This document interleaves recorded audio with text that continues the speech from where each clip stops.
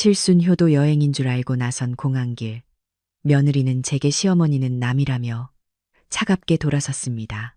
아들마저 외면한 그곳에서 저는 평생의 희생이 무너지는 고부 갈등의 비극을 마주했습니다. 하지만 내 집을 뺏으려던 15억 대출 음모를 알게 된 순간 저는 눈물 대신 제 존엄을 지키기로 결심했습니다. 가족이라는 이름으로 선을 넘은 그들에게 전하는 통쾌하고도 서늘한 마지막 인사. 끝까지 지켜봐 주세요. 제 손 좀 한번 보실래요? 마디마디가 굵어지고 손톱 밑엔 시커먼 때가 낀 영락없는 장사꾼 손이죠. 새벽 4시, 남들은 아직 단잠에 빠져 있을 그 시간에 저는 40년 동안 하루도 빠짐없이 시장으로 나갔어요. 시장통 구석, 비릿한 생선 냄새와 기름 쩐내가 진동하는 그 좁은 어묵 좌판이 제 인생의 전부였거든요. 뜨거운 기름솥 앞에서 튀김을 건져 올리다 된흉터들이 훈장처럼 남은 이 손으로 저는 우리 아들 진혁이를 키웠어요. 남편 없이 혼자 몸으로 아들을 번듯한 대기업 부장으로 만들어냈을 때 저는 세상 부러울 게 없었죠. 그 고생스러웠던 세월이 보상받는 기분이었으니까요. 오늘 아침은 그 어느 때보다 공기가 달게 느껴지더라고요. 시장 상인들이 다들 저를 보며 한마디씩 거들었거든요. 영자 씨, 드디어 비행기 타는 거냐며, 아들 잘 키워놓으니 호강한다며, 부러워하는 그 눈빛들이 어찌나 고소하던지. 네, 맞아요. 우리 진혁이가 저를 제주도 여행 보내준다고 했거든요. 칠순이 다 되어가도록 비행기 한 번 못 타본 어미가 안쓰러웠던지 며느리랑 셋이서 오붓하게 가족 여행을 가자고 하더라고요. 그 말이 어찌나 고맙고 기특하던지 며칠 밤을 설쳤는지 몰라요. 장롱 깊숙이 넣어뒀던 유행 지난 꽃무늬 블라우스도 꺼내 다림질하고 바퀴가 삐걱거리는 낡은 이민 가방에 짐을 챙기면서도 저는 콧노래가 절로 나왔어요. 그동안 고생하며 산 게 억울하지 않더라고요. 이제야 나도 남들처럼 가족끼리 여행도 가보고 웃으며 살아보는구나 싶었으니까요. 그렇게 부푼 가슴을 안고 도착한 인천공항은 정말 별천지더군요. 바닥이 어찌나 반질반질한지 제 낡은 운동화가 비치는 것 같아서 걸을 때마다 저절로 발이 오그라들었어요. 으리으리한 천장에 세련된 옷을 입고 바쁘게 오가는 사람들 사이에서 저는 자꾸만 작아지는 기분이 들었죠. 그래도 괜찮았어요. 곧 우리 아들과 며느리를 만날 테니까요. 약속한 장소인 3층 출국장 게이트 앞을 서성이며 두리번거리는데 저만치서 익숙한 얼굴이 보이는 거예요. 우리 아들 진혁이랑 며느리 혜진이었어요. 반가운 마음에 한 걸음에 달려가려는데 순간 제 발이 바닥에 본드로 붙은 것처럼 딱 멈춰서고 말았어요. 두 사람 옆에 낯선 여자가 한 명 더 있었거든요. 아니, 낯설지 않았어요. 텔레비전 드라마에나 나올 법한 우아한 트위드 재킷에 명품 선글라스를 얹은 그 여자, 바로 며느리의 친정엄마인 안사돈이었어요. 혜진이가 그 안사돈의 팔짱을 꼭 끼고 까르르 웃고 있더라고요. 마치 연인처럼 다정해 보였죠. 우리 진혁이는 그 옆에서 짐카트를 밀며 땀을 뻘뻘 흘리고 있었고요. 순간 머릿속이 하얘지더라고요. 분명 우리 셋이 가는 여행이라고 들었는데 내가 날짜를 잘못 알았나? 아니면 안사돈도 같이 가기로 했는데 나한테 말을 안 한 건가? 별의별 생각이 다 스치는데 그래도 일단은 반가운 마음에 손을 흔들며 다가갔어요. 진혁아, 애미 왔다. 제 목소리에 세 사람의 시선이 동시에 저에게 꽂혔어요. 그런데 그 눈빛들이 반가움이 아니었어요. 마치 봐선 안 될 흉물이라도 본 것처럼 당황한 기색이 역력하더라고요. 특히 며느리 혜진이의 표정은 차갑게 굳어지더니 제가 가까이 가기도 전에 곰돌아서서 저를 막아서는 게 아니겠어요. 저는 그 서슬퍼런 기세에 눌려 멈칫할 수밖에 없었죠. 혜진이가 미간을 잔뜩 찌푸린 채 저한테 그러더라고요. 어머니, 여긴 웬일이시냐고요. 저는 너무 황당해서 말문이 막혔어요. 웬일이라니, 오늘 제주도 가기로 하지 않았냐고, 네가 며칠 전에 전화로 짐 싸놓으라고 하지 않았냐고 되물었죠. 그랬더니 며느리가 기가 차다는 듯이 코웃음을 치는 거예요. 그러면서 하는 말이 가관이었어요. 어머니, 착각하셨나 본데 우린 가족끼리 리프레시하러 온 거예요. 오해하지 마세요. 가족. 제가 잘못 들은 건가 싶어 멍하니 서 있는데 혜진이가 제 가슴에 대못을 박는 말을 아무렇지도 않게 뱉어내더라고요. 솔직히 말하겠다면서요. 시어머니는 엄밀히 말하면 남 아니냐고, 촌수도 없는 남인데 어떻게 가족여행에 끼냐고 말이에요. 자기네 엄마, 그러니까 안사돈이 진짜 가족이지. 어머니가 끼면 불편해서 어디 제대로 놀 수나 있겠냐고 쏘아붙이는데 저는 순간 귀를 의심했어요. 평소에도 저를 살갑게 대하는 편은 아니었지만 이렇게 대놓고 남 취급을 할 줄은 꿈에도 몰랐거든요. 저는 떨리는 입술을 겨우 떼서 아들을 쳐다봤어요. 진여가 이게 무슨 소리냐, 내 처가 하는 말이 맞냐고 눈빛으로 물었죠. 그런데 세상에 제 아들이라는 놈이 제 눈을 피하더라고요. 바닥만 내려다보면서 쩔쩔매는 꼴이 40년 동안 어묵 팔아 가르친 보람이 겨우 이건가 싶어 억장이 무너졌어요. 아들이 기어 들어가는 목소리로 겨우 한마디 하더군요. 엄마, 그냥 돌아가시라고요. 장모님 처음 비행기 타시는데 괜히 분위기 망치지 말라고요. 분위기요? 자기를 낳아준 어미가 분위기를 망치는 존재라니. 그 말이 비수처럼 제 심장을 후벼 팠어요. 그때였어요. 팔짱을 끼고 우아하게 서 있던 안사돈이 선글라스를 살짝 내리며 저를 훑어보더라고요. 마치 더러운 벌레라도 보는 듯한 그 눈빛. 저는 평생 잊지 못할 거예요. 안사돈이 혀를 차며 그러더라고요. 사돈, 눈치 챙기셔야죠.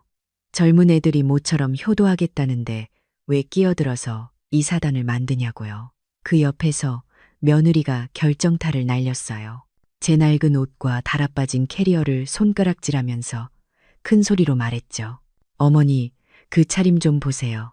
냄새나는 시장옷 입고 오셔가지고 우리 엄마 옆에 서니까 딱 가정부 꼴이잖아요. 창피해서 정말. 가정부, 식모, 그 단어가 제 머릿속에서 윙윙거리며 맴돌았어요. 저는 평생을 떳떳하게 노동하며 살았는데 자식 눈에는 그저 냄새나고 부끄러운 우아한 장모님 옆에 세워두기엔 격떨어지는 가정부처럼 보였던 거예요. 얼굴이 화끈거리고 다리가 후들거려서 서 있을 수가 없었어요. 주변을 지나가던 사람들이 힐끗거리는 시선이 느껴졌지만 며느리는 아랑곳하지 않고 안사돈의 팔을 끌며 출국장 안으로 들어가 버렸어요. 아들놈은 죄 지은 사람 마냥 쭈뼛거리며 그 뒤를 따라갔고요. 뒤도 한번 돌아보지 않더군요. 그렇게 세 사람은 빛나는 출국장 안으로 사라졌고 저만 덩그러니 남겨졌어요. 화려한 공항 한복판에 낡아빠진 이민 가방 하나와 함께 버려진 거죠. 멍하니 서 있는데 눈물조차 나오지 않았어요. 너무 기가 막히고 충격이 커서 감각이 마비된 것 같았거든요. 사람들이 여행을 떠나는 설렘으로 가득 찬 그 공간에서 저는 철저하게 이방인이었어요. 아니, 이방인보다 못한 존재였죠. 자식에게 부정당하고 가족이라는 울타리 밖으로 내동댕이 쳐진 늙은이.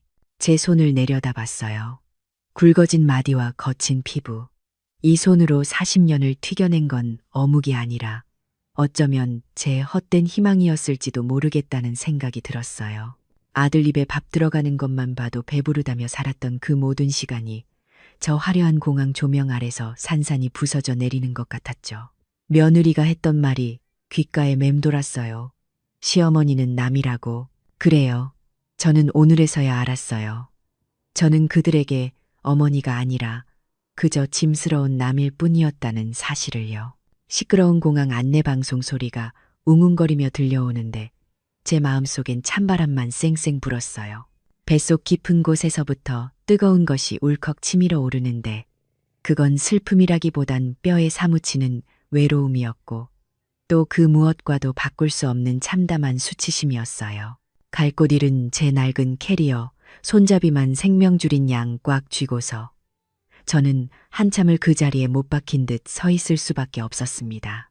이게 제가 겪은 지옥 같은 여행의 시작이었어요. 공항 철도를 타고 돌아오는 그 길이 얼마나 길고 아득했는지 아세요? 창밖은 칠흑 같은 어둠뿐인데 유리창에 비친 제 모습이 꼭 물에 빠진 생쥐 꼴이더라고요. 맞은편에 앉은 젊은 커플이 캐리어를 사이에 두고 속닥거리며 웃는데 그 행복한 모습이 어찌나 눈부신지 차마 쳐다볼 수가 없어서 고개를 푹 숙였어요. 바퀴 달린 이민 가방이 덜컹거릴 때마다 제 심장도 같이 덜컥 내려앉는 것 같았죠. 며느리가 공항에서 쏘아붙였던 그 말, 가정부 꼴이잖아요 라는 그 독설이 귓가에서 웅웅거리며 떠나질 않았거든요. 옆자리에 앉은 사람이 조금만 부스럭거려도 혹시 내 냄새 때문에 그런가, 내 행색이 초라해서 피하는 건가 싶어 저도 모르게 몸을 잔뜩 웅크리게 되더라고요. 평생을 당당하게 살아왔다고 자부했는데 자식에게 부정당하고 나니 세상 모든 사람들의 시선이 날카로운 바늘처럼 느껴졌어요. 집에 도착해서 현관문을 여는데 그 익숙하던 공기가 어찌나 낯설고 차갑던지 마치 아무도 살지 않는 폐가에 들어선 기분이었어요. 신발장엔 아들 구두와 며느리 부츠가 없어서 냥하고 거실엔 그들이 떠나기 전 급하게 챙기다만 옷가지 몇 개가 널브러져 있었죠. 불을 켤 생각도 못하고 소파에 털썩 주저앉았는데 그제야 참고 참았던 한숨이 터져 나오더군요. 제주도 가서 입으려고 챙겼던 꽃무늬 블라우스를 가방에서 꺼내는데 그걸 보니 기가 막혀서 웃음이 나더라고요. 이게 뭐라고 밤새 다림질을 했을까? 이게 뭐라고 시장 사람들한테 그렇게 자랑을 했을까? 싶어서요. 잠이 올 리가 있나요? 뜬 눈으로 밤을 새우다 물이라도 한 잔 마시려고 거실로 나왔어요. 텅 빈 집안을 서성거리다 무심결에 아들 녀석 서재 문을 열었죠. 진혁이가 승진했을 때 제가 큰맘 먹고 사준 원목 책상이며 벽 한쪽을 가득 채운 책장, 다 제 피땀 어린 돈으로 해준 것들이라 볼 때마다 뿌듯했었는데 오늘따라 그 방이 유난히 스산해 보이더군요. 책상 위를 손으로 쓸어보며 옛날 생각을 했어요. 우리 진혁이 여기서 밤새워 공부해서 대학 가고 취직했지. 그때만 해도 나한테 엄마 호강시켜줄게. 입버릇처럼 말했었는데 그런 생각을 하며 책장 쪽으로 다가가 책 한 권을 무심코 뽑아들었는데 책 사이에 끼워져 있던 두툼한 서류 봉투 하나가 툭 하고 바닥으로 떨어지는 거예요. 평소 같으면 아들 물건에 손대면 안 된다고 생각해서 얼른 제자리에 꽂아뒀을 텐데 그날따라 묘하게 가슴이 두근거리더라고요. 마치 누군가가 제 등을 떠밀며 이걸 꼭 봐야 한다고 속삭이는 것 같은 그런 싸한 느낌이 있잖아요. 떨리는 손으로 봉투를 집어들었는데 겉면엔 아무것도 적혀 있지 않았어요. 봉투 입구를 열고 안에 든 서류들을 꺼내는 순간 저는 제 눈을 의심할 수밖에 없었어요. 가장 먼저 눈에 들어온 건 부동산 매매 위임장이었어요. 네, 바로 제가 지금 살고 있는 평생 생선 비린내 맡아가며 마련한 이 강남 아파트를 처분하겠다는 위임장이었죠. 그런데 매도인란에 찍힌 도장이 분명 제 인감 도장인데 저는 제 인감을 안방 장롱 깊숙한 곳 금고에 넣어두고 꺼낸 적이 없거든요. 자세히 보니 인주 색깔이 미묘하게 다르고 글씨체도 아주 조금 어색하더라고요. 세상에, 자식놈이 어미 몰래 인감 도장을 위조해서 집을 팔아치울 준비를 해놨던 거예요. 손이 덜덜 떨려서 종이를 쥐고 있을 수가 없었어요.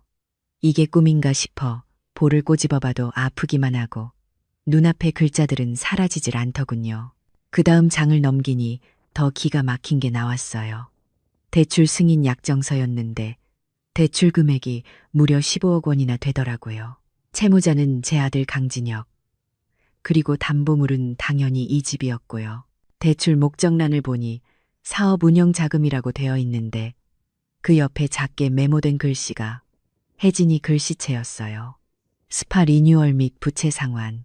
며느리가 강남에서 잘 나가는 뷰티 스파 운영한다고, 그래서 벤츠 타고 다니고 명품 입고 다닌다고 자랑했었는데 알고 보니 그게 다 빚 좋은 개살구였던 거예요.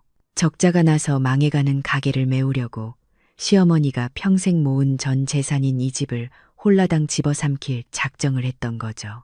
제주도 여행은 효도가 아니라 제가 집을 비운 사이에 이 대출 서류를 처리하고 집을 팔아버리려는 말 그대로 저를 집 밖으로 유인하기 위한 미끼였던 거예요.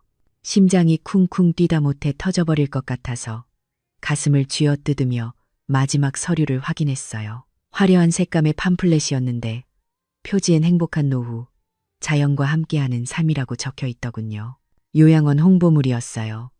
그런데 위치가 경기도 저기 북쪽 끝, 차도 잘 안 다니는 외진 산골짜기에 있는 곳이더라고요. 시설 사진을 보니 으리으리한 이름과 다르게 컨테이너 박스 몇 개 가져다 놓은 것처럼 허름하기 짝이 없었고요. 가격표엔 빨간 펜으로 동그라미가 쳐져 있었는데 그곳에서 제일 싼 다인실 요금이었어요. 그리고 그 팜플렛 사이에 끼워져 있던 포스트잇 한 장. 그걸 보는 순간 저는 그 자리에 털썩 주저앉고 말았어요. 며느리 혜진이가 아들에게 남긴 메모였죠. 자기야, 이번 여행 다녀와서 집 정리 바로 하고 어머니 입원시키면 됨. 어차피 치맥이 있다고 하면 받아줘. 짐은 최소한으로 싸서 보내. 옷 많아봤자 짐만 돼. 짐은 최소한으로. 그 6글자가 제 목을 조르는 것 같았어요. 그들에게 저는 어머니가 아니었어요. 가족도 아니었고요.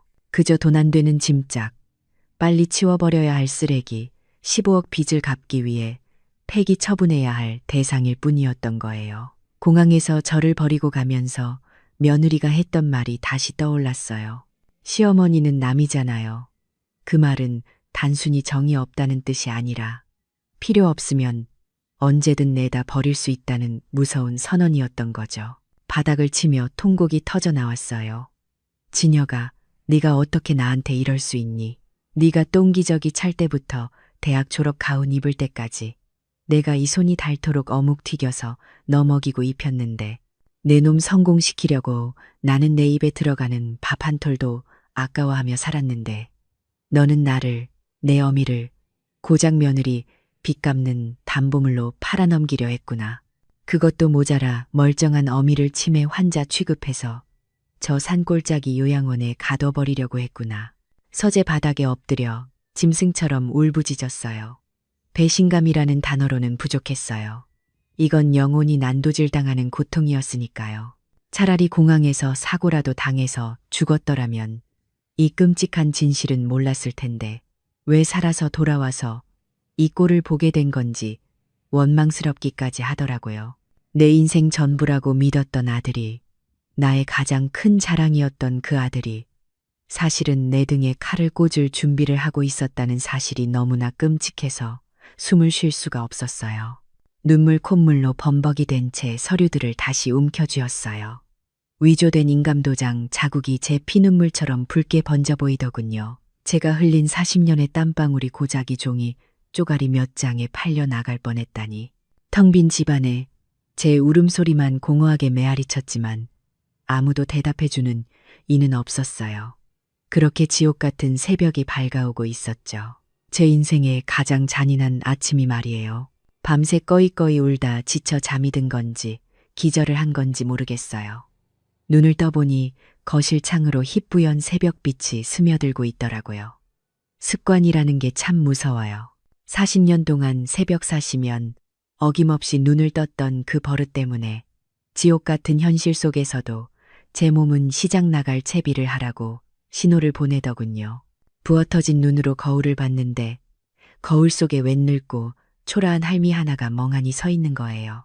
어제까지만 해도 아들 효도 받는다며 들떠있던 그 한영자는 온데간데 없고 배신감에 난도질당한 껍데기만 남아있었죠.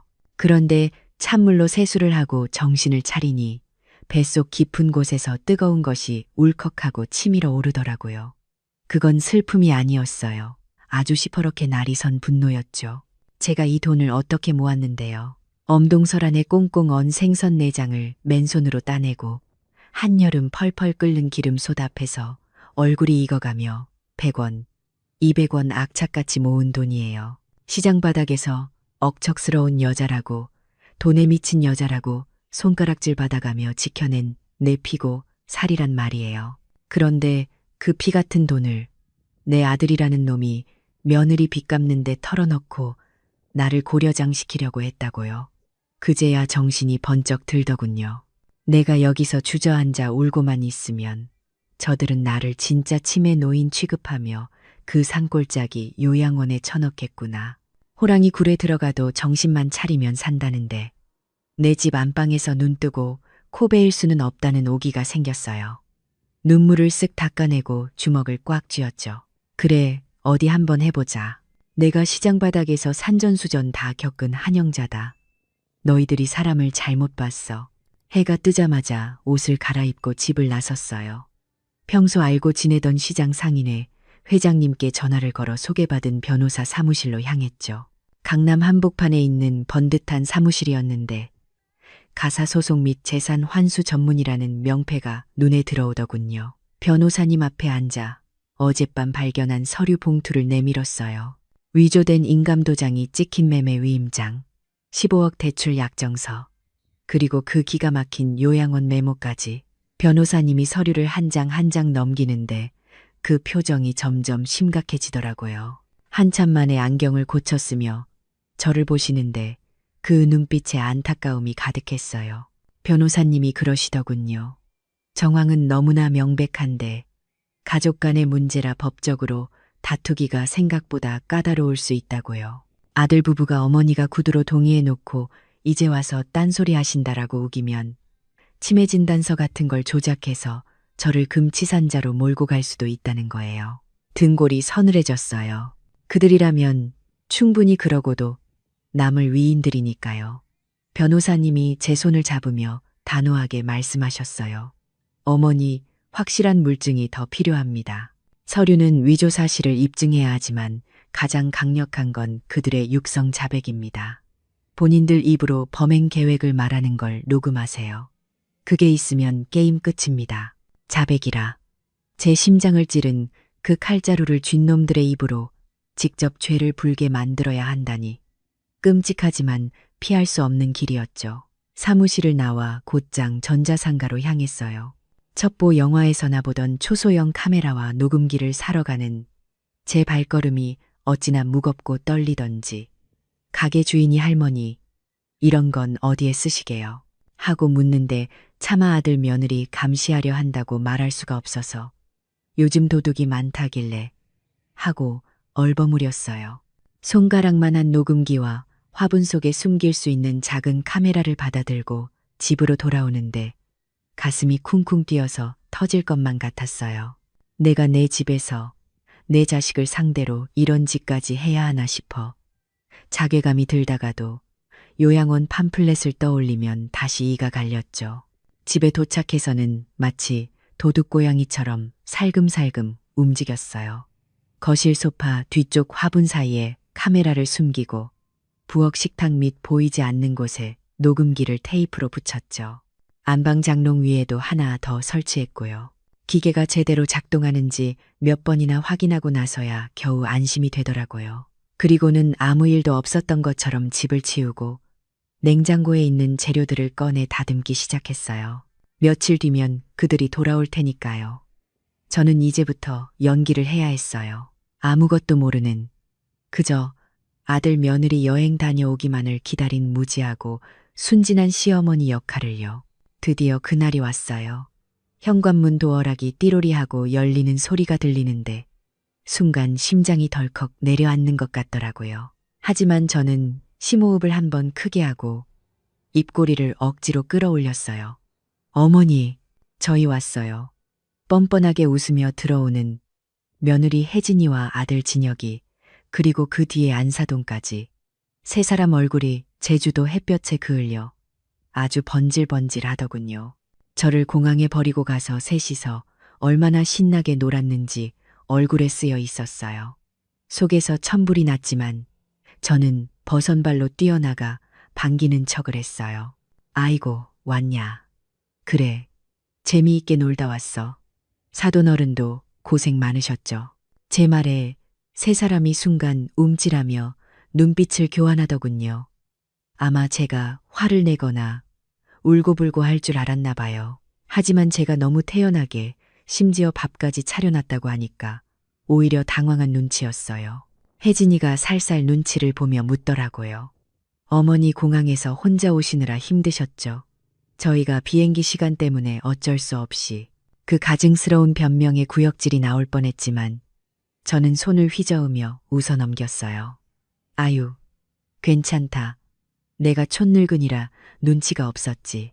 사돈이랑 오붓하게 시간 보내라고 내가 빠져준 게 잘한 거지 뭐. 밥이나 먹자.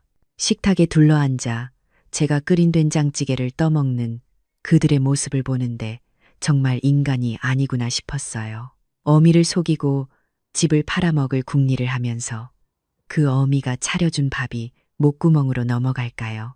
안사돈은 한술 더 떠서 역시 사돈 손맛이 좋네요. 가정식 백반집 해도 되겠어 하며 비아냥거리는 투로 칭찬을 하더군요. 저는 속으로 칼을 갈며 과일을 깎아오겠다며 부엌으로 들어갔어요. 이제부터가 진짜 승부였어요. 저는 쟁반에 사과와 배를 담아들고 칼을 쥐었어요. 그리고 부엌 싱크대 물을 세게 틀어놓는 척하며 살짝 잠그고 거실 쪽으로 귀를 기울였죠. 그들은 제가 물소리 때문에 안 들릴 거라고 생각했는지 아니면 저를 그저 멍청한 늙은이로 봐서 방심했는지 거실 소파에 앉아 자기들끼리 속닥거리기 시작하더군요. 저는 숨을 죽이고 식탁 밑에 붙여둔 녹음기가 잘 돌아가고 있기를 간절히 빌었어요. 혜진이의 목소리가 들렸어요. 아주 의기양양한 목소리였죠. 엄마, 내가 말했잖아. 서류 처리는 완벽해. 그 늙은이 인감도 내가 다 손봐놨어. 엄마는 이제 그 집 명에 넘겨받을 준비만 해. 우리 빚 15억. 그 집 담보로 대출받은 걸로 일단 급한 불 끄고 나머지 차액은 엄마가 챙겨서 노후 즐기면 돼. 안사돈이 호호 웃으며 맞장구를 치더군요. 아유, 우리 딸 똑똑하기도 하지. 근데 사돈이 나중에 알면 난리치지 않겠니? 그 말에 진혁이가 끼어들었어요. 제 아들놈 목소리가 들리는데 피가 거꾸로 솟는다는 게 뭔지 알겠더군요. 그래서 엄마 요양원 알아봤잖아. 혜진아, 근데 거기 너무 싼데 아니야. 시설이 좀 그렇던데. 아들놈이 일말의 양심이라도 있어서 걱정하는 줄 알았어요. 그런데 그게 아니더라고요. 혹시라도 남들이 볼 때 너무 구린데 보냈다고 욕먹을까봐 자기 체면 걱정하는 거였어요. 그러자 혜진이가 짜증 섞인 목소리로 대답했죠. 이 말이 결정타였어요. 자기야, 돈 아껴야지. 지금 찬밥 더운 밥 가릴 때야. 어차피 치맥이 있다고 진단서 끊어서 넣으면 아무도 몰라. 들어가면 금방 적응해. 약 좀 세게 쓰면 얌전해진대. 그 집 팔아서 우리 빚 갚고 새 출발하려면 이 방법밖에 없어. 당신도 동의했잖아? 그래. 뭐 어쩔 수 없지. 엄마도 이제 쉴 때 됐으니까. 아들의 그 마지막 한마디. 어쩔 수 없지. 그 말이 제 가슴을 정통으로 뚫고 들어왔어요. 손에 쥐고 있던 과도 끝이 덜덜 떨리더군요. 당장이라도 뛰쳐나가서 이 천하의 불효자식들아 하고 소리치며 상을 엎어버리고 싶었어요. 하지만 저는 이를 악물고 참았어요. 녹음기는 돌아가고 있었고 방금 그들의 대화는 그 어떤 변명으로도 빠져나갈 수 없는 완벽한 자백이었으니까요. 부엌 싱크대 앞에 서서 떨리는 손으로 사과를 깎는데 사과 껍질이 아니라 제 마음의 껍질이 벗겨져 나가는 것 같았어요. 붉은 사과 껍질이 툭툭 끊어져 바닥으로 떨어지듯 제 아들에 대한 마지막 미련도 가족이라는 헛된 희망도 바닥으로 곤두박질 쳤죠.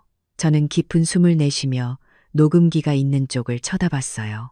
빨간 불빛은 보이지 않지만 그 작은 기계가 제 비명 대신 저들의 죄를 낱낱이 삼키고 있다는 걸 알았죠. 과일 접시를 들고 거실로 나가는 제 얼굴엔 더 이상 슬픔 따위는 없었어요. 대신 그 자리엔 40년 동안 시장 바닥에서 살아남은 그 독하고 질긴 장사꾼 한영자의 서늘한 미소만이 걸려 있었죠. 과일 먹자. 아주 달고 맛있게 익었어. 제 목소리가 조금도 떨리지 않는 걸 보고 저 스스로도 놀랐어요. 이제 사냥 준비는 끝났습니다. 내 집, 내 돈, 그리고 내 남은 인생 단 하나도 뺏기지 않을 겁니다. 그대가가 너희들의 파멸이라 해도 말이죠. 변호사님에게서 다급한 전화가 걸려온 건 제가 아들 내외에게 아무렇지 않은 척 점심 과일을 깎아주고 난 직후였어요. 방에 들어와서 전화를 받았는데 변호사님 목소리가 평소와 다르게 아주 들떠 있더라고요. 어머니, 지금 당장 제가 보내드린 링크 한번 눌러보시라고 하늘이 어머니를 돕는 것 같다고 하시면서요. 무슨 일인가 싶어 떨리는 손으로 스마트폰을 켜고 카카오톡으로 온 링크를 눌렀죠. 화면이 바뀌고 영상 하나가 재생되는데 저는 숨이 턱 막히는 줄 알았어요. 영상 속 배경은 며칠 전 그 지옥 같았던 인천공항 출국장이었어요. 누군가 기둥 뒤나 의자 같은 데서 몰래 찍은 것 같더라고요. 화면은 조금 흔들렸지만 그 속에 담긴 상황은 너무나 선명했죠.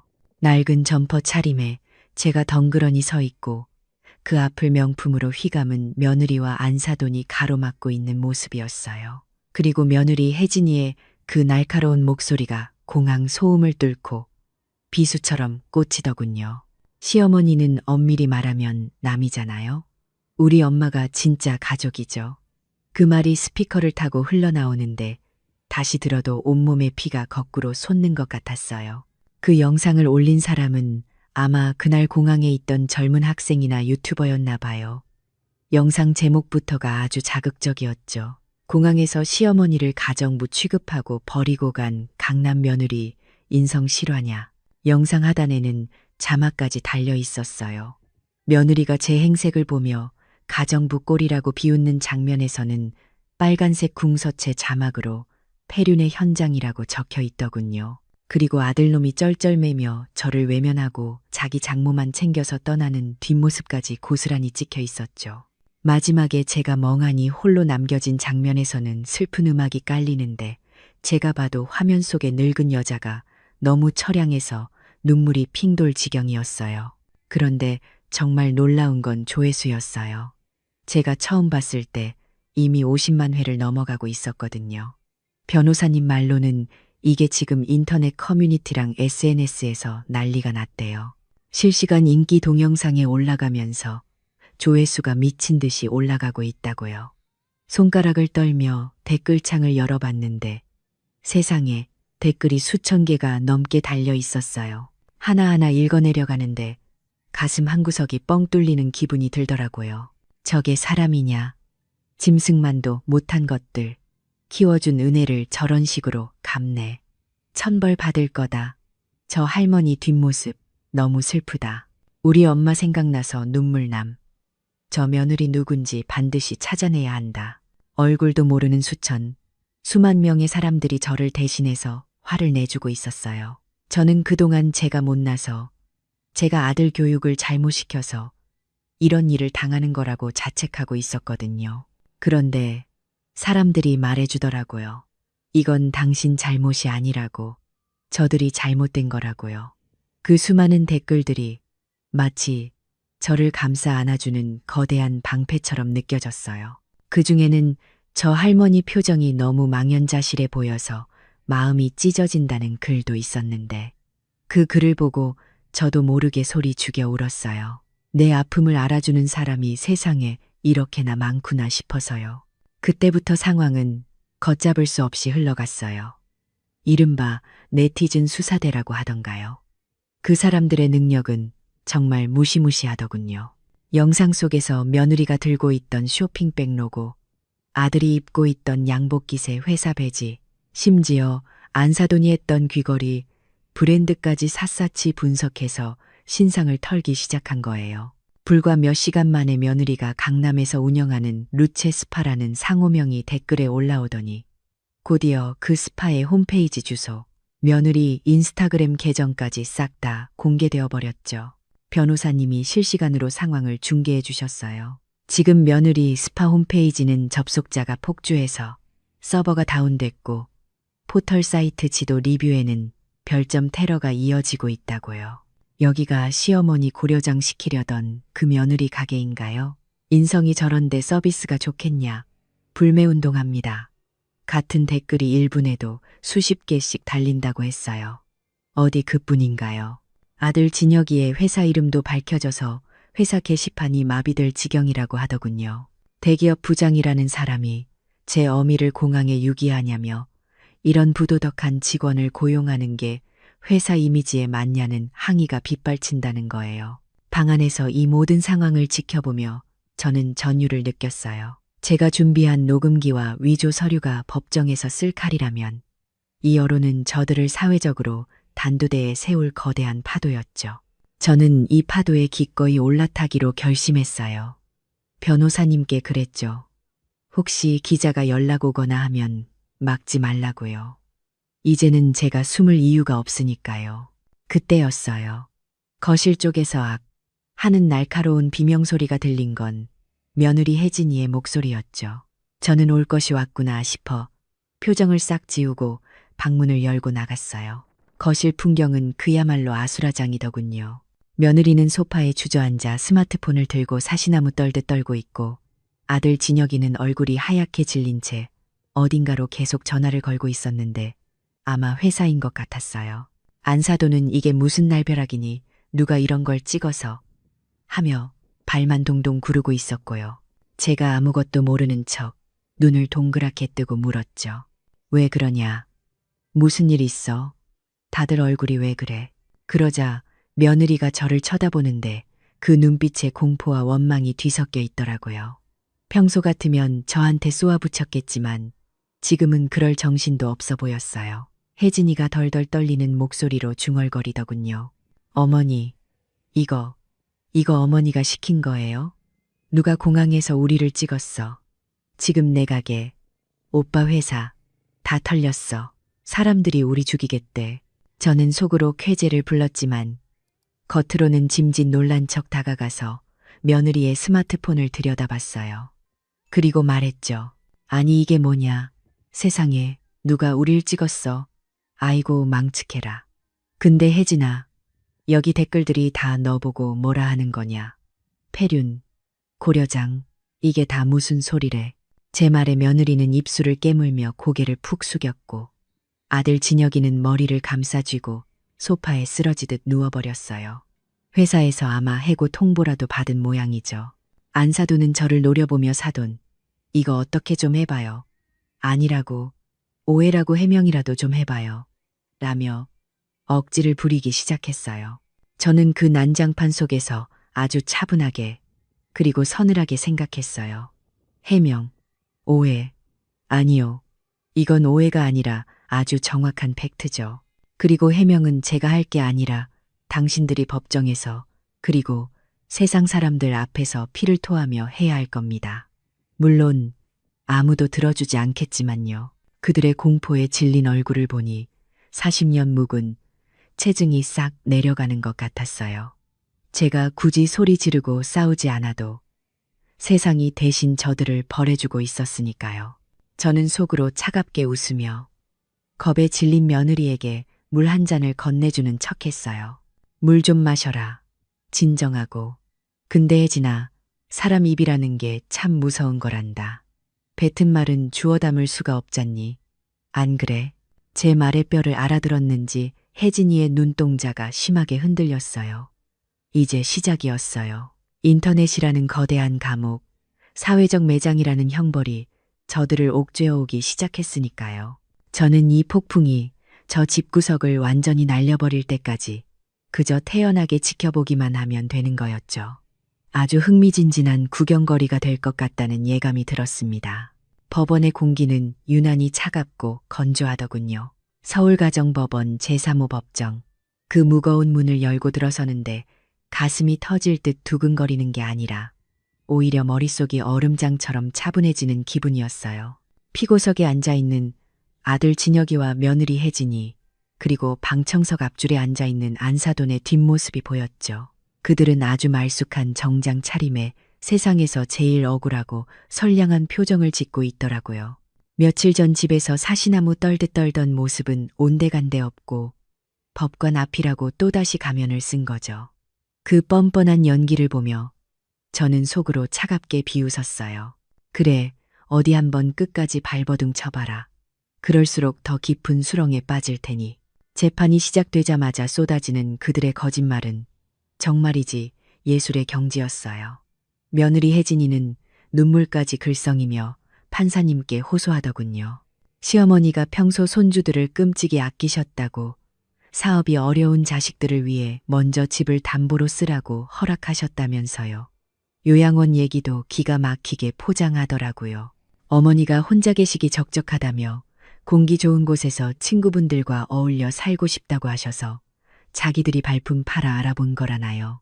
효심 지극한 자식들이 어머니의 뜻을 받든 것뿐인데 어머니가 갑자기 마음이 변해 이러시는 걸 이해할 수 없다고 흐느끼는데, 와, 정말 배우를 시킬 걸 그랬나 봐요. 제 아들 진혁이도 거들었죠. 어머니가 연세가 드시면서 기억력이 좀 오락가락 하신다고 분명히 인감도장 위치까지 직접 알려주셨는데 지금 와서 위조라니 당치도 않다고요. 자기 엄마를 치매 노인으로 몰아가는 그 입술이 어찌나 매끄럽게 움직이던지 저 입에 40년 동안 밥을 먹여 키운 제 손을 잘라버리고 싶은 심정이었어요. 증인석에 나온 안사도는 더 가관이었죠. 자기는 그 자리에 같이 있었는데 사돈어른이 분명 우리 딸 잘 부탁한다며 며느리 손을 잡고 우셨다고, 그 아름다운 장면을 똑똑히 기억한다고 거짓 증언을 늘어놓더군요. 세 사람이 입을 맞춰 없는 사실을 있는 것처럼 꾸며대는데 판사님도 처음에는 그들의 그럴듯한 효자 코스프레에 고개를 끄덕이는 것 같아 순간 아찔했죠. 하지만 거기까지였어요. 제 변호사님이 자리에서 일어나며 묵직한 서류 가방을 열었거든요. 변호사님은 아주 침착하고 단호한 목소리로 말씀하셨죠. 피고 측의 주장이 얼마나 파렴치한 거짓인지 증명할 객관적인 물증들을 제출하겠습니다. 법정 내의 대형 스크린이 켜지고 첫 번째 증거가 재생됐어요. 바로 온 국민이 다 아는 그 공항 폐륜 영상의 원본이었죠. 편집된 짤막한 영상이 아니라 그들이 저를 만나기 전부터 나누던 대화까지 담긴 긴 버전이었어요. 며느리가 안사돈에게 엄마, 저 늙은이 오면 적당히 떼어놓고 가자. 냄새나서 같이 다니기 싫어라고 속삭이는 소리, 아들이 그냥 빨리 보내버려라고 맞장구 치는 소리가 법정에 쩌렁쩌렁 울려 퍼졌죠. 판사님의 미간이 확 구겨지더군요. 방청석에서도 웅성거리는 소리가 들렸고요. 혜진이는 얼굴이 새하얗게 질려 입술을 깨물었고 안사돈은 부채질을 하며 딴청을 피우려 애쓰더군요. 하지만 이건 예고편에 불과했어요. 변호사님이 두 번째 증거, 바로 제가 집안 곳곳에 설치했던 몰래카메라와 녹음 파일들을 공개했거든요. 부엌에서 과일을 깎던 제 등 뒤로 들려오던 그들의 추악한 모의가 스피커를 타고 흘러나왔어요. 서류 처리는 완벽해. 어차피 치맥이 있다고 하면 금방 적응해. 약 좀 세게 쓰면 얌전해진대. 그 적나라한 육성이 터져나오는 순간 법정 안은 찬물을 끼얹은 듯 고요해졌어요. 아들이 어쩔 수 없지라고 동조하는 부분에서는 판사님조차 믿기 힘들다는 듯 혀를 차시더라고요. 며느리 혜진이는 비명 같은 신음을 흘리며 고개를 떨구었고 아들놈은 마치 투명 인간이라도 되고 싶은 듯 몸을 잔뜩 움츠렸죠. 거짓말이 탄로난 수준이 아니라 그들의 영혼 밑바닥에 깔린 시커먼 아기가 만천하에 까발려진 순간이었으니까요. 마지막 결정타는 국과수의 필적 감정 결과였어요. 변호사님은 위임장에 찍힌 서명과 제 평소 필적을 확대한 자료를 스크린에 띄우셨죠. 보시는 바와 같이 위임장의 서명은 인위적인 떨림과 피랍의 차이가 확연합니다. 이는 명백한 위조입니다. 과학적인 증거 앞에 그들이 할 수 있는 변명은 더 이상 남아있지 않았어요. 혜진이가 아니, 그게 아니라 하고 뭔가 말을 하려 했지만 판사님의 서슬퍼런 눈빛에 입을 다물 수밖에 없었죠. 그 당당하던 안사돈도 이제는 고개를 푹 숙이고 죄인처럼 앉아있을 뿐이었고요. 판결은 길게 끌 것도 없었어요. 재판장님은 잠시 기록을 검토하시더니 아주 단호하고 명쾌한 주문을 낭독하셨죠. 피고들의 행위는 반인륜적이며 악의적이다. 원고 소유 부동산에 대한 소유권 이전 등기를 말소한다. 땅, 땅, 땅. 법봉 소리가 그토록 경쾌하게 들릴 줄은 몰랐어요. 제 집은 다시 온전히 제 것이 된 거죠. 하지만 진짜 지옥은 그 다음이었어요. 판결의 핵심은 단순히 등기, 말소가 아니었거든요. 변호사님이 제 귀에 대고 설명해 주셨던 그 내용이 현실이 되는 순간이었죠. 집 명의가 제게로 돌아오면서 며느리가 그 집을 담보로 은행에서 빌린 15억 원의 대출은 그 성격이 완전히 바뀌게 되었어요. 담보물이 사라졌으니 그 거액의 돈은 고스란히 혜진이와 진혁이가 갚아야 할 신용대출, 즉 무담보 개인 채무가 되어버린 거예요. 은행 입장에서는 담보가 날아갔으니 즉시 상환을 요구할 테고 당장 갚지 못하면 살인적인 연체 이자가 붙겠죠. 15억이라는 비폭탄이 안전장치 하나 없이 그들의 머리 위로 떨어진 겁니다. 법정을 나서는 아들놈의 다리가 풀려 휘청거리는 걸 봤어요. 그제야 현실을 깨달은 거죠. 평생 갚아도 못 갚을 빚더미에 깔려 죽게 생겼다는 걸요. 법원 문을 나서는데 밖은 이미 또 다른 아수라장이었어요. 어떻게 알았는지 기자들이 구름대처럼 몰려와 있었거든요. 공항 폐륜 사건의 주인공들이 재판을 받는다는 소문이 퍼진 모양이었어요. 카메라 플래시가 번개처럼 터지는 가운데 아들 진혁이가 비틀거리며 걸어 나오자 기자들이 마이크를 들이대더군요. 어머니를 요양원에 감금하려던 게 사실입니까? 회사에서 해고 통보를 받으셨다는데 심경이 어떠십니까? 네, 맞아요. 재판이 진행되는 동안 아들의 회사에서는 발빠른 조치를 취했더라고요. 기업 이미지를 최우선으로 하는 대기업에서 전 국민의 공분을 산 페류나를 부장 자리에 앉혀둘 리가 없죠. 품위유지 의무 위반 및 사회적 물의를 일으킨 죄로 징계 해고가 결정되었다는 기사가 이미 포털 메인에 떠 있었어요. 아들은 기자들의 질문에 대답도 못하고 얼굴을 가린 채 도망치듯 차에 올라탔지만 그 비참한 모습은 실시간으로 전국에 생중계되고 있었죠. 며느리 혜진이의 상황은 더 참혹했어요.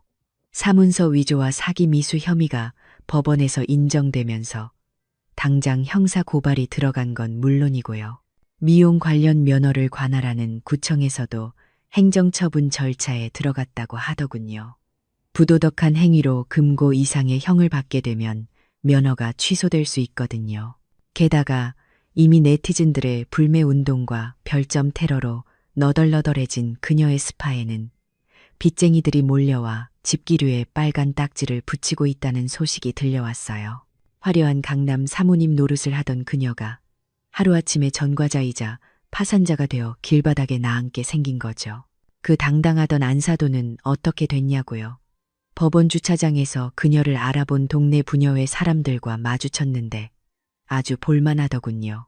평소에는 우리 사위가 대기업 다니고 딸이 강남에서 사업한다며 거들먹거리던 분이었는데 이제는 사람들이 침을 뱉지 않는 게 다행일 정도였어요. 어머, 저 여자가 그 폐륜 며느리 엄마라며 딸 교육을 어떻게 시켰길래 사돈 등 처먹을 생각을 해. 짐승만도 못한 집안이랑은 상종을 말아야지. 수근거리는 소리가 귀에 쏙쏙 박히는데 안사도는 선글라스로 얼굴을 가리고 쥐구멍이라도 찾는 듯 허둥지둥 사라지더군요. 저는 그 난장판을 멀찍이서 지켜보며 깊은 숨을 들이마셨어요. 매캐한 서울 공기가 오늘따라 왜 이렇게 상쾌한지 모르겠더라고요. 가슴속에 얹혀있던 커다란 바위가 산산조각 나서 사라진 기분이었어요. 억울함이 해소된다는 게 이런 거구나. 정의가 실현된다는 게 이렇게나 짜릿한 거구나. 온몸으로 느꼈죠. 40년 동안 시장 바닥에서 억척스럽게 살며 무시당하고 믿었던 자식에게 배신당해 피눈물을 흘렸던 지난 날들이 주마등처럼 스쳐 지나갔어요. 하지만 이제 눈물은 없어요. 저들이 흘릴 피눈물만 남았을 뿐이죠. 저는 제 집을 찾았고 제 존엄을 찾았어요. 그리고 무엇보다 저를 채사매던 모성이라는 이름의 족쇄를 끊어버렸다는 해방감이 저를 감쌌어요. 아들 부부가 탄 차가 기자들을 피해 요란하게 주차장을 빠져나가는 뒷모습을 보며 저는 조용히 읊조렸어요. 잘 가거라. 그 15억 빚은 이제 온전히 너희들의 몫이다. 내 피 같은 돈을 탐낸 대가가 얼마나 혹독한지 평생 뼈저리게 느끼며 살게 될 거야. 주머니 속에서 진동이 울렸어요. 시장 상인회 회장님이 보낸 문자였죠. 영자씨, 뉴스 봤어. 속이 다 시원하다. 얼른 와. 우리가 잔치국수 삶아놨어. 그 문자를 보는 순간 참았던 웃음이 터져 나왔어요. 그래요. 저한테는 이제 진짜 제 편이 되어주는 사람들이 있어요. 껍데기뿐인 가족이 아니라 땀 냄새 섞인 정을 나누는 진짜 이웃들 말이에요. 저는 법원을 뒤로하고 당당하게 발걸음을 옮겼어요. 제 인생의 진짜 황금기는 바로 지금부터니까요. 법원에서 승소 판결을 받고 며칠이 지난 오후였어요. 그날은 유난히 햇살이 좋아서 베란다 창문을 활짝 열어두고 청소를 하고 있었죠. 묵은 먼지를 털어내듯 집안 구석구석을 닦아내는데 초인종 소리가 요란하게 울리더군요. 택배 올 것도 없는데 누구인가 싶어 인터폰 화면을 확인했다가 저는 헛웃음을 터뜨리고 말았어요. 화면 속에 비친 그 몰골들이 불과 며칠 전 법원에서 봤던 그 사람들이 맞나 싶을 정도로 처참했거든요. 마치 어디 난민 수용소에서 탈출이라도 한 사람들 같았어요. 며느리 혜진이는 그 좋아하던 명품 가방은 어디다 팔아먹었는지 빈손에 머리는 감지 않아서 떡이 져 헝클어져 있었고요. 우리 아들 진혁이는 넥타이도 없이 구겨진 와이셔츠 차림의 수염이 덥수룩하니 노숙자가 따로 없더군요. 그 뒤에 서 있는 안사도는 더 가관이었어요. 콧대 높게 쓰고 다니던 선글라스는 온데간데 없고 눈이 퉁퉁 부어서는 겁에 질린 표정으로 자꾸 뒤를 힐끗거리는데 아마 빚쟁이들이라도 쫓아온 모양이죠. 인터폰을 받지 않고 가만히 보고만 있으니까 밖에서 문을 쾅쾅 두드리기 시작하더라고요. 어머니, 안에 계신 거 다 알아요. 제발 문 좀 열어주세요. 아들의 다급한 목소리에 애원과 공포가 뒤섞여 있었죠. 저는 잠시 고민했어요. 그냥 경찰을 부를까 하다가 그래도 마지막으로 얼굴을 보고 매듭은 지어야겠다 싶어서 현관으로 나갔어요. 물론 문을 활짝 열어주지는 않았죠. 안에서 안전고리를 단단히 걸고 문을 아주 조금 손가락 하나 들어갈 틈만 남겨두고 열었어요.